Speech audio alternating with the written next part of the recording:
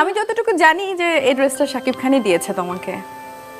থাক, এটা আমার মাঝেই থাকুক। আমি দর্শকদের সাথে অ্যাটলিস্ট আমার বাড়ির কথা না, নারীর কথা, হাড়ির কথা দর্শক বলতে তো চাচ্ছি জানতে না। চায় যে শাকিব খান তোমাকে ঈদে কি গিফট করলো।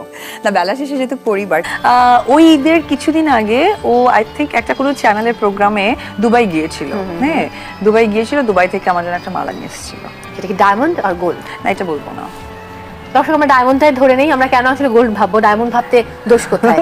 ওকে, আমরা ধরে নিলাম ডায়মন্ড। অভিনেত্রী অপু বিশ্বাস নিজেই স্বীকার করলেন যে এই ড্রেসটি এবং একটি ডায়মন্ড নেকলেস ঈদ উপলক্ষে গিফট করেছে শাকিব খান। দুবাই থেকে ভারী গয়না এবং সঙ্গে শাকিবের সঙ্গে ড্রেস ম্যাচ করে অপু বিশ্বাসের জন্য একটি ড্রেস এনে দিয়েছে শাকিব খান।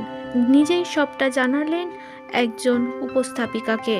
তিনি জানিয়েছে শাকিব খান অনেক কিছুই তাকে দিয়েছে, ঈদ উপলক্ষে ছিল এটা আমার গিফট। শাকিব বলেছিল আমি কোনো অনুষ্ঠানে পরলে তার পরপরই তুমি এই ড্রেসটি পরবে। তার জন্য শাকিব আগের অনুষ্ঠানে সাদা শার্টটা পরা মাত্রই আমি এই ড্রেসটা পরদিন পরেছি।